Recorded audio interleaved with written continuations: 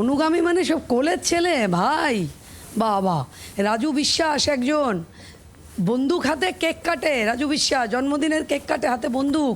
সেই যাদবপুর বিধানসভা কেন্দ্রে পঞ্চশায়রে ভোট পরবর্তী অশান্তি, আক্রান্ত বিজেপির পোলিং এজেন্ট শান্তনু সরকার, নির্মাণ ব্যবসার সঙ্গে যুক্ত। ভোটের দিন 153 নম্বর বুথে পোলিং এজেন্ট ছিলেন। বুথেই তাকে হুমকি দেওয়া হয় বলে অভিযোগ। পরে তার গাড়ি ঘেরাও করা হয়েছিল বলে দাবি তার স্ত্রী অঙ্কিতা সরকারের। অভিযোগ, হামলার নেতৃত্বে ছিলেন স্থানীয় বাসিন্দা সঞ্জয় মাকাল ওরফে পেলে। সিসিটিভি ফুটেজে দেখা গিয়েছে তার দপ্তরের সিসিটিভি প্রধান গেট এবং গাড়ি ভাঙচুর করা হচ্ছে। তাকে খুনের হুমকি দেওয়া হয় বলে অভিযোগ করা হচ্ছে। যাদবপুরের এই ছবি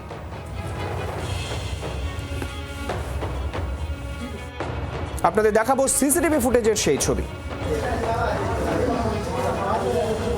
সিসিটিভি ফুটেজ, সেখানেও ধরা পড়েছে এই অশান্তির ছবি। দেবাঞ্জন আমাদের প্রতিনিধি এই মুহূর্তে আমাদের সঙ্গে রয়েছেন সরাসরি।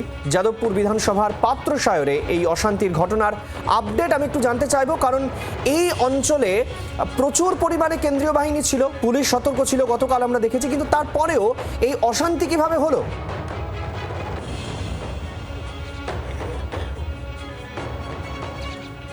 একদমই তাই। এই মুহূর্তে আমরা পাত্রশায়রে শান্তনু সরকার তার বাড়ির যেখানে তিনি তার জমিতে বিজেপির অফিস, পার্টি অফিস করেছিলেন, সেই পার্টি অফিসের সামনে দাঁড়িয়ে আছি। এবং সবথেকে তাৎপর্যপূর্ণ ব্যাপার, এই গোটা ঘটনার নেপথ্যে যার বিরুদ্ধে তিনি অভিযোগের আঙুল তুলছেন, এটা তার বাড়ি সঞ্জয় মাকাল ওরফে পেলে। এই পেলের নেতৃত্বে তার বিরুদ্ধে একাধিক ক্রিমিনাল অভিযোগ রয়েছে এর আগে, তার নেতৃত্বে হয়। এবং দেখতে পাচ্ছ এখানে ভাঙা গেট, সেই গেট, এবং পুরো ঘটনা খতিয়ে দেখতে সকালবেলায় ছুটে এসছে। ভাঙা গাড়ি চোখে পড়ছে, এই গাড়ি ভেঙে দিয়ে যাওয়া হয়েছে। এবং শান্তনুবাবুর যে অফিস, সেই অফিসের কাঁচ ভাঙা হয়েছে। এই মুহূর্তে যাদবপুর কেন্দ্রের যিনি বিজেপি প্রার্থী ছিলেন, সেই সর্বরী মুখোপাধ্যায়, তিনি এসছেন। পুরো ঘটনা তিনি খতিয়ে শুনছেন। তিনি খুব দ্রুত এখান থেকে বেরিয়ে যাবেন পঞ্চশায়র থানায়। আমরা প্রথমে শুনে নেব শান্তনুবাবু, তিনিও রয়েছেন প্রার্থীর সঙ্গে। শান্তনুবাবু, কি ঘটেছিল কালকে ঘটনাটা? আপনি কোন বুথে পোলিং এজেন্ট ছিলেন? আমি 153 বুথে ছিলাম পূর্বাশায়।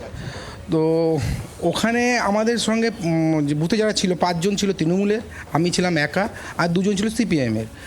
আমাকে শুরু থেকে বুথে বসতে দিচ্ছিল না, আমাকে চেয়ার টেবিল কিছুই দেয়নি। যাই হোক, জোর জবরদস্তি করে আমি বসেছি। তারপর তো সন্ধ্যার সময় এসব ওরা এর সঙ্গে নগর আর ভালো বলতে হবে, আমি বুথের ভিতরে ছিলাম।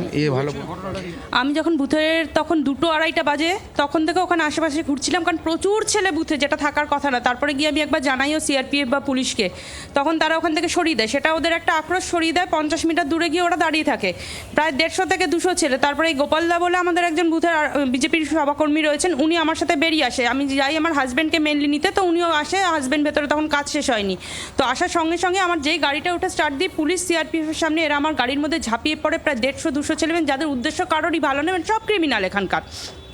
ওখান থেকে আমরা গাড়ি পিক আপ নিয়ে বেরিয়ে যাই। থানাতে ফোন করি, আমাদের যে দিদি রয়েছেন সর্বরিদি, ওনাকে জানানো হয়। উনিও থানাতে ফোন করে জানিয়ে পুলিশ পাঠিয়ে ওখান থেকে আমার হাজব্যান্ডকে বার করে আমরা সেফলি বাড়ি পৌঁছাই। তারপরে আমার রাত্রেবেলা আমাদের মনে হয় যে জমিতেও একটা কিছু হবে। দেখছি ফোন অন করে, হ্যাঁ অফিসে ফোনে দেখছি কোনো নেট নেই, কিছু দেখা যাচ্ছে না। ঠিক পাশের বাড়িতে ফোন করে জানতে পারি আমাদের গেটটা ভাঙা। তখন মুষুল বৃষ্টি, সঙ্গে সঙ্গে আমরা থানায় ফোন করি, আমাদের দিদিকেও জানাই, উনিও থানায় ফোন করে। থানা থেকে পুলিশ আসে, এসে তারপরে দেখা যায় গেটটা ভাঙা, গাড়ির গ্লাস ভাঙা, সিসিটিভি ক্যামেরা ভাঙা, ওই সামনের গেট ভাঙা। তো রাতের বেলা তো বৃষ্টির জন্য, হ্যাঁ গাড়িতে টাকাও ছিল, সেটাও ওখান থেকে মিসিং।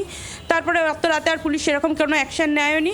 পরে সিসিটিভি ফুটেজ আমাদের ঢোকার আগে, অ্যাকচুয়ালি পরে সেগুলো সকালে আমরা জানতে পারি যে আমাদের যে কাউন্সিলর অনন্যা বন্দ্যোপাধ্যায়, তার নেতৃত্ব হয় এবং তিনি সঙ্গে আসেন। তিনি ঢোকার আগে এরিয়ার সব ছেলেরা সিসিটিভি ফুটেজটা পেয়েছি। ওনার নামটা যেন কি জানে, প্রশান্ত ঘোষ। ওনার বাড়ি থেকে সিসিটিভি ফুটেজে দেখা গেছে যে, একটু জানতে চাইবো, এই সঞ্জয় মাকাল তিনি কি স্থানীয় কাউন্সিলরের অনুগামী? স্থানীয় কাউন্সিলরের সঙ্গে তার মানে কিভাবে তার সঙ্গে তিনি জড়িয়ে রয়েছেন? সঞ্জয় মাকাল যার কথা বলছেন, পেলে, আমি জেনে নেব। সর্বরিদি, আপনি এসছেন, আপনি কালকেও পঞ্চশায়রে কথা বলছেন। এই সঞ্জয় মাকাল তিনি কি কাউন্সিলরের অনুগামী? না, শুনুন, অনুগামী মানে সব কোলের ছেলে ভাই। বাবা, রাজু বিশ্বাস একজন বন্দুক হাতে কেক কাটে। রাজু বিশ্বাস জন্মদিনের কেক কাটে, হাতে বন্দুক। সেই ছবি আবার সোশ্যাল মিডিয়ায় পোস্ট করে। পৌর মাতার এখানে পেলে এই যে উল্টো দিকে থাকে সঞ্জয় মাকাল। কেমন, এরা হচ্ছে কাউন্সিলরের সব সম্পদ। এদেরকে কাউন্সিলর রাখেন এদেরকে যাতে এইভাবে বিরোধী দলের মানে কর্মীদের উপর যারা বুথে বসে তাদের উপর ভাঙচুর চালাতে পারেন। আমার বুথে বসেছিলেন ভাই শান্তনু, তার স্ত্রী, তাকে যেভাবে আক্রমণ করেছিল তাদের ইন্টেনশন মোটেও ভালো ছিল না, এবং অশ্রাব্য গালাগাল একজন মহিলাকে। আমাদের প্রশ্ন হচ্ছে বিধায়ক মলয় মজুমদার, তিনি যখন, আমি বারবার বলছিলাম প্রচারে যে আমরা আমি একটু জানতে চাইবো, ভোট পরবর্তী হিংসা আটকানো যাচ্ছে কই? ভোট তো তুলনামূলক শান্তিতে হয়েছে, পুরনো ছবির তুলনায় শান্তিতে, কিন্তু ভোট পরবর্তী হিংসা আটকাচ্ছে কই এত বাহিনী? 152 নম্বর বুথে আসুন, এসে দেখুন আমার কিভাবে কথা গাড়ি হচ্ছে ভাঙচুর। সর্বরিদি, আমার কথা হচ্ছে যে ভোটটা খুব নির্বিঘ্নে হয়েছে আপনি বলছেন, কিন্তু ভোট পরবর্তী হিংসা অর্থাৎ 2021-এ যে ছবি দেখা গেছিল তারই একটা ক্ষুদ্র চিত্র এখানে ধরা পড়েছে। ভোট পরবর্তী হিংসা আটকানো যাচ্ছে না কেন? আপনি বলছেন না যে ক্ষুদ্র চিত্ত, এটা 2টো ঘটনা ঘটেছে, এটা 200টা ঘটতে পারতো। আটকানো যাচ্ছে না কেন? না, তার কারণ শাসক দল তাদের যা ইন্টেনশন, কালকে তো মাথা খারাপ হয়ে গেছে, 93% ভোট পড়েছে, পোল হয়েছে 93% ভোট। কি পদক্ষেপ করতে চলেছে? একদম এখন থানায় যাব, পঞ্চশায়র থানায়, কাল থেকে কমপ্লেন লডজ করা আছে, আজকে যাব। এখনও গ্রেপ্তার হয়নি কেন? এবং পেলে, সঞ্জয় মাকাল, অমিত সর্দার, একদম 24 ঘন্টা টাইম দেব। 24 ঘন্টার মধ্যে যদি অ্যারেস্ট না হলো তাহলে পঞ্চশায়র থানার সামনে ধর্না চলবে। বুঝতে পারছি সৈকত, যে আমি একটু তোমার মাধ্যমে যে যার বাড়ি তুমি দেখাচ্ছ, সঞ্জয় মাকাল ওরফে পেলে, তোমার একেবারে ঢিলছোড়া দূরত্বেই মনে হচ্ছে, শুধু তার বাড়ির সামনে যদি একটু যাওয়া যায়, তার পরিবারে বা কাউকে যদি কলিং বেল বাজিয়ে একটু পাওয়া যায়, কথা বলা যায়, সম্ভব যাওয়া? একদমই আমি আমার ক্যামেরা পার্সনকে আসতে বলবো এই পার্টি অফিস থেকে বেরিয়ে, ঠিক ঢিলছোড়া দূরত্ব, একদম পাশের বাড়ি হচ্ছে এই সঞ্জয় মাকালের বাড়ি। এই বাড়িটা সঞ্জয় মাকালের, সামনে দেখতে পাচ্ছ এই বাড়িতেই সঞ্জয় মাকাল থাকেন, কিন্তু এই মুহূর্তে যতদূর আমাদের কাছে খবর তিনি নেই, তার পরিবারের কেউ থাকতে পারে, আমরা খোঁজ করব তার বাড়িতে। আমরা মিন্টু একটু এসো, আমরা তার বাড়িতে ঢুকেছি, নক করা হচ্ছে।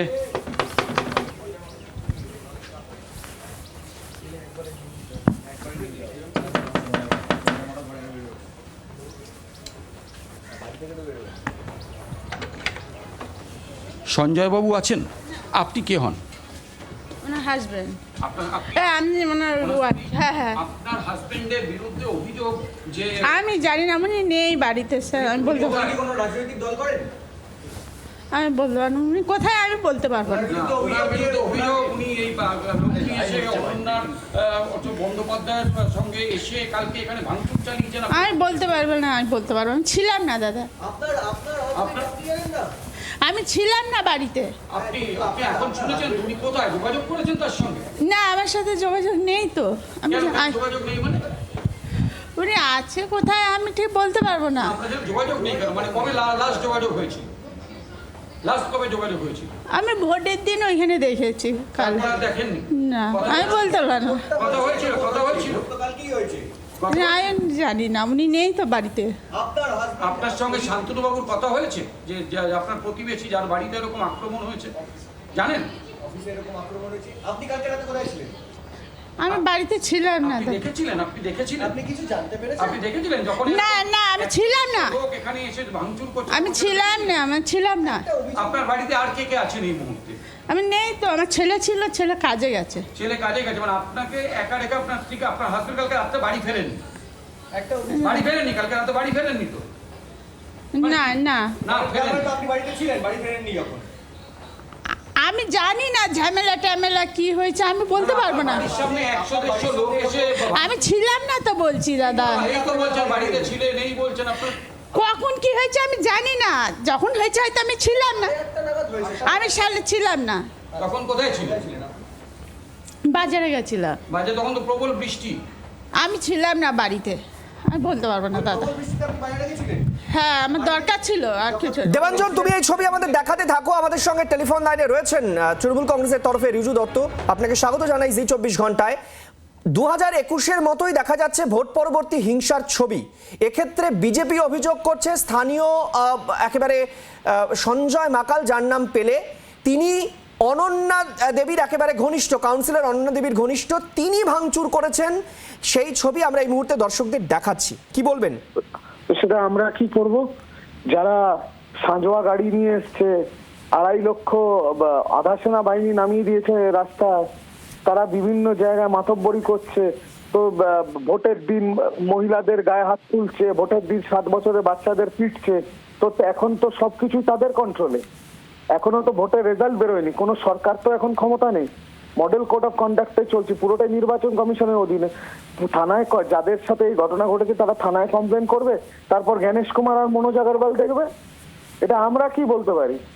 কালকে যারা বাহবা করাচ্ছিল, দেখেছ কিছু হয়নি, এখন তাদের কাছে যাক, তারাই বিচার করবে। আমরা না হিংসাকে প্রশ্রয় দিই, না আমরা হিংসাকে সমর্থন করি, না আমরা কারুর সাথে কোনো ঝুট ঝামেলা করতে যাচ্ছি। কারুর কমপ্লেন করার থাকবে তারা এফআইআর করবে, তারপর নির্বাচন কমিশন না, ব্যবস্থা নেবে। রিজুবাবু, আপনি কি এই ঘটনার নিন্দা করছেন? অ্যাবসলিউটলি। এই ভাঙচুর, এইরকম অশান্তি, রক্তক্ষয়, এগুলো তো আমরা কোনোদিনই চাইনি।